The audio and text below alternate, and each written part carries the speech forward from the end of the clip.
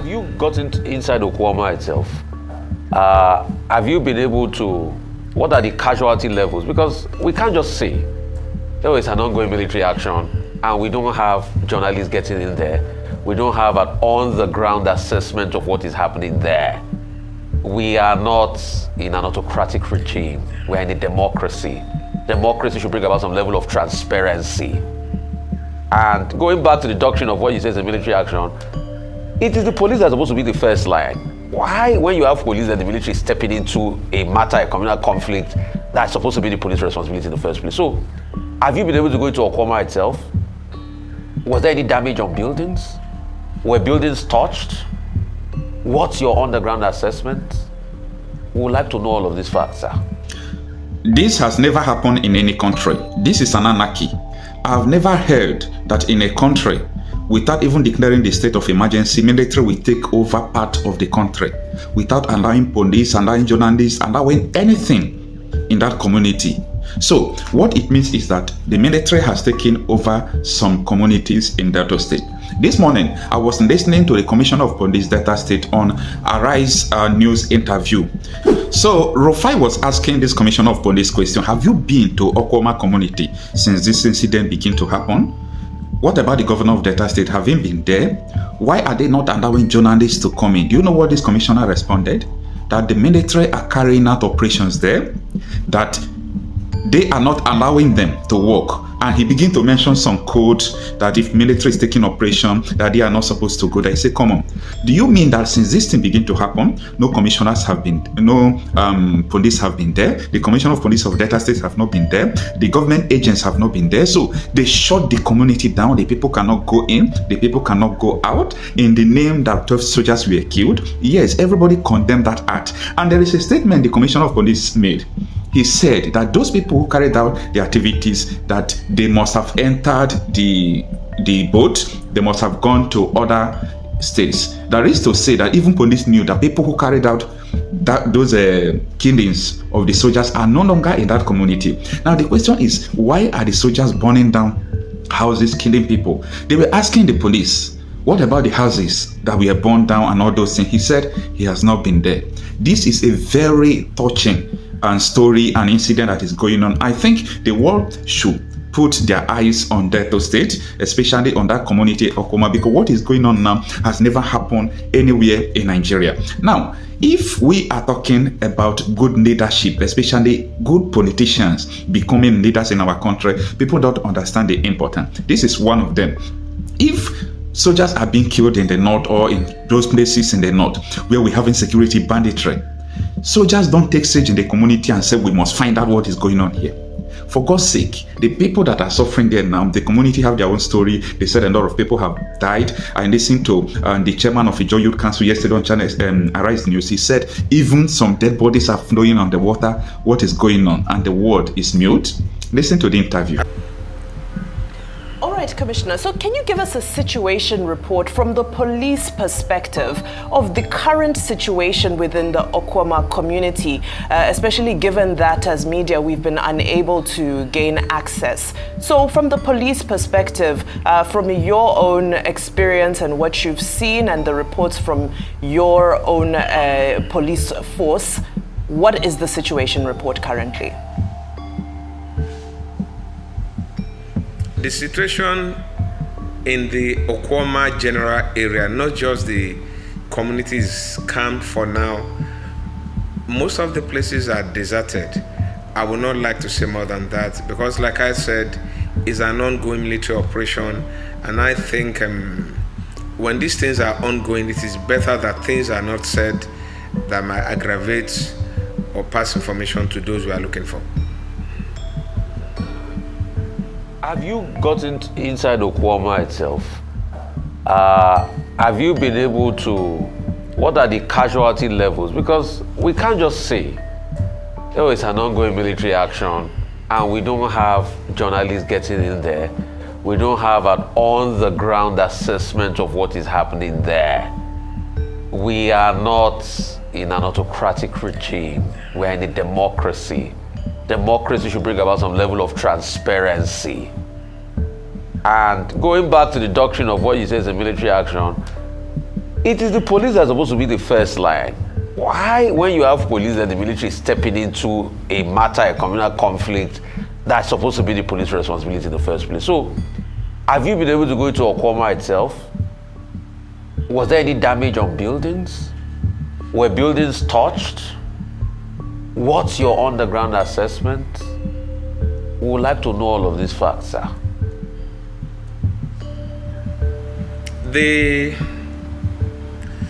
Our assessment, you will recall that Okuoma and the Ikoloba community have been having what I call a perennial land dispute over fishing rights.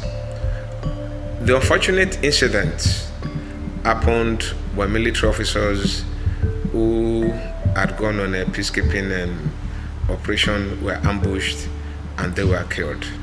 Now, since that incident happened, it has become what I call a military operation zone. Now what I want us to do is to be extremely careful of what we do with social media reports. Some of the reports are not very, very accurate. We have not been able to move into this community. Yes, it is our responsibility as a primary line of defense in internal security.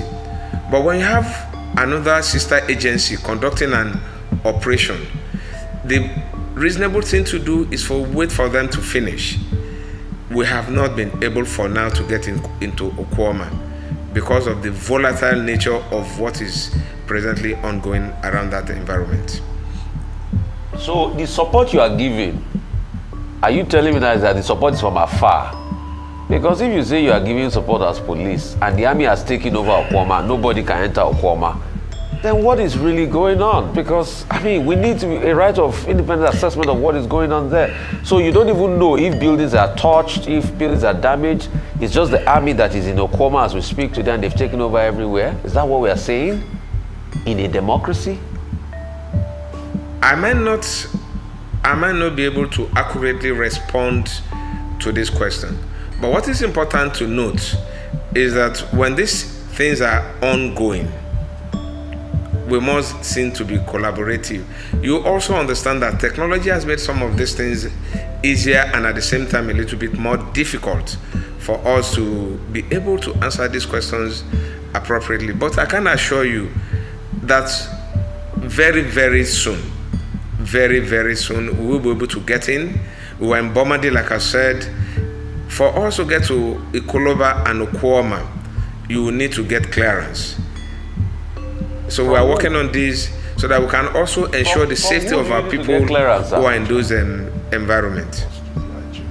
Well, Commissioner of Police, Delta State, let me ask you. Yes, please, sir. Yes. What is the exact nature of your involvement? Part of the concern is that this may spread. You say you have been to Bomadi. What other communities is your command trying to look after to make sure that there is no escalation? You know, there is an ethnic note to this. Ewurobo versus Ijo, and they are all over the communities. What's the extent of deployment to maintain peace in other places where there may be emotional feelings about what has happened? And then the governor said he met with security chiefs after the incident in Okuoma. Were you, as Commissioner of Police, invited to that meeting?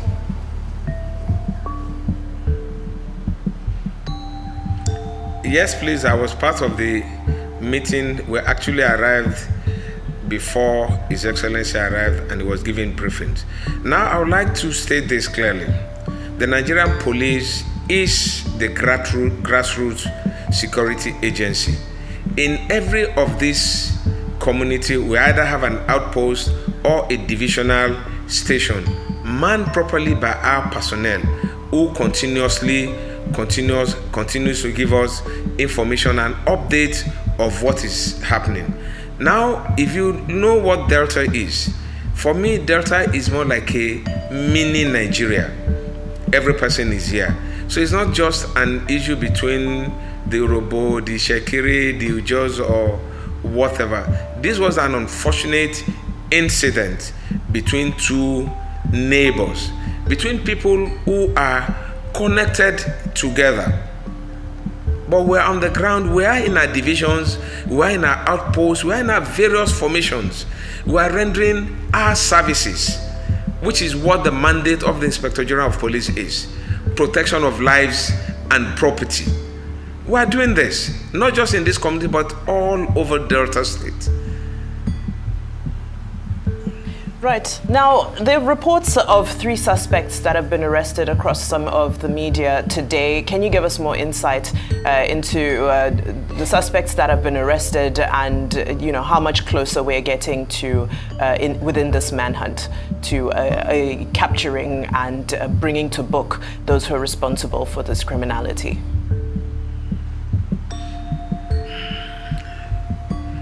When this incident happened, as is usually the case, the main perpetrators had basically disappeared into the creeks and to neighboring states.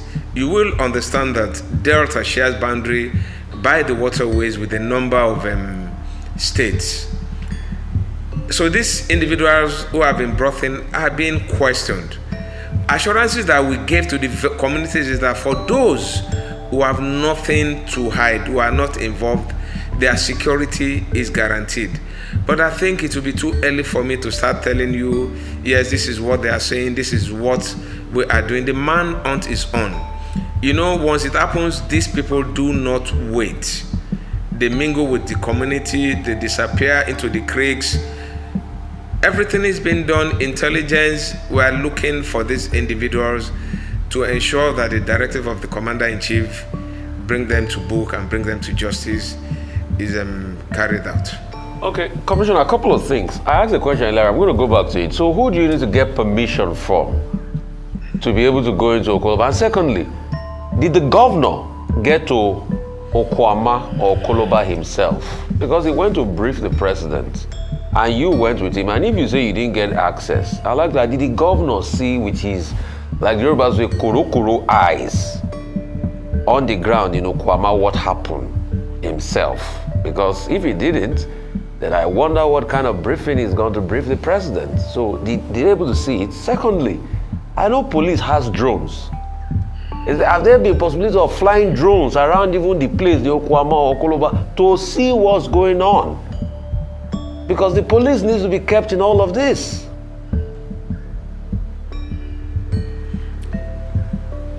We have been. It's a collaborative responsibility and then engagement. For now, our drones are not deployed in that environment. The principle of MACP is basically the principle of military assistance when you have escalating conflict. And when these conflicts are ongoing, to ensure that they are what we call collateral, they are not what we call collateral damages, we allow the military. Now, when I say permit, I'm not basically asking. You need to be sure that there are no ongoing present operations before you can move in. If you want to move in that there's an ongoing operation, you need to let the theater commander or the operation commander know that you are coming in. And it is important that the safety of the men we also deploy is also considered. And that is why I said it is collaborative. Once you are told it is ongoing, yes, it is ongoing. And in our movement to Bomadi 2 days ago, we were unable to access. If you know the environment very well, you need to go through the Forcados River to access these communities. You will understand that these are riverine communities. We have deployed our marine, we have deployed our gunboats, but we were unable because, like I said, ongoing operations, you cannot just in the midst of an ongoing operation go into that environment. It is important that we understand this. Okay, so there's an ongoing operation there. The governor did not see Okuama itself and what happened on ground. And the governor did not see Okoloba. That's what I've been able to extract as facts. You two have not seen it, based on this collaborative effort. It's just they are telling you what's going on. It is not that they are telling me what is going on. I have DPOs in that environment. I have station officers in that environment. I have intelligence officers in that environment. We receive briefings. And I'm saying this because it is important that we don't spill the bean. It's not everything that you come on air and say. Okay, sir. But Okay. if you understand that the Nigerian police is a police that covers the nooks and cranny of this country, you agree with me that if I have my divisions, I have my intelligence, my SIB, I have my outposts, I'm receiving briefings. Even as we speak, these communities have their policemen on ground. Well, Mr. I have a Abanwanda, DPO in Otu Jeremy, I have a DPO in Bomadi, I have outstations in these places. We are still functioning in those places. But when things are ongoing, we need to allow them finish what they're doing and then we move in. well, Commissioner, yesterday, But we are on ground. Yesterday, the National Assembly discussed the situation in Delta State in the light of this development in Okuoma and Okoloba. And one of the resolutions by the Senate in particular is that the Nigerian government needs to recruit more policemen so that we don't have a situation whereby in many parts of the country, the military are overstretched, they are involved in operations. As you yourself admitted, the police have the primary responsibility. Do you agree with the view that you need more men? And in Delta State, do you even have enough men? Do you even have enough resources to be able to cover the space effectively? Hence, the Senate is saying more policemen should be recruited. Do you share the view of the Senate that the police will need more men, more resources? Are you under-resourced in Delta State? I will not say we are under-resourced, but let me quickly say this. I've been privileged to serve at the Police Force Headquarters, which was where I was before my recent deployment to Delta State. Now, there is a policy of government that says recruitment of certain number of police personnel on a yearly basis. I am sure you are aware that this is ongoing. We have just concluded the examination for the most recent recruits that we intend to bring into the system. There is no security agency presently that will tell, yes, I have all that I need. It is an ongoing thing. Government is doing its utmost best. Once these exams conducted by JAM, once the results are released, the process continues. For all of us who have retirement, you have wastage. So it is a process. In some come in, some go out. Yes, we need more men. More men are being brought in. All right. Now, of course, there are rampant reports. Of course, we have to keep coming back to this because clarity is needed just to douse the amount of false information currently circulating. The governor did confirm that there were killings and that property has been destroyed in this community. As much as, of course, it is a key priority to make sure that we engage the manhunt, we hunt down the people who gunned down the army officers. Is there also an operation currently taking place to determine who is burning down these buildings and who is killing civilians, seeing as the army have said that this is propaganda? Is the police also pursuing this? And are you in a position to share some insights as to how this has transpired, since the army is saying that they do not have a hand in that?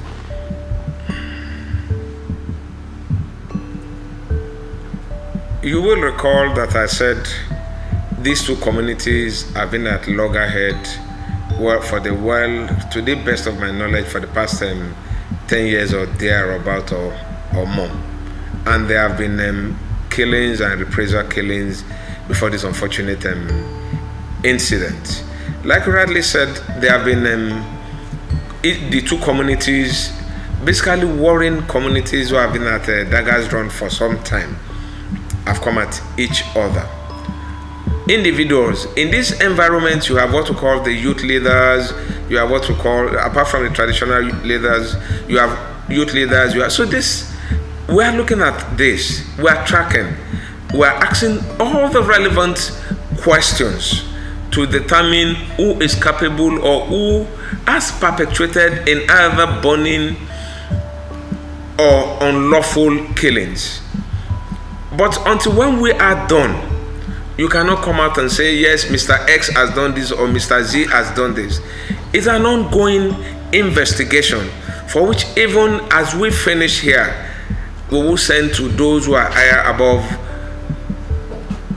to do a review. We are checking. All these informations are coming in. My DPOs, my OC stations, my intelligence unit are giving us intel, for which I do not intend, and I think it would be inappropriate to disclose until.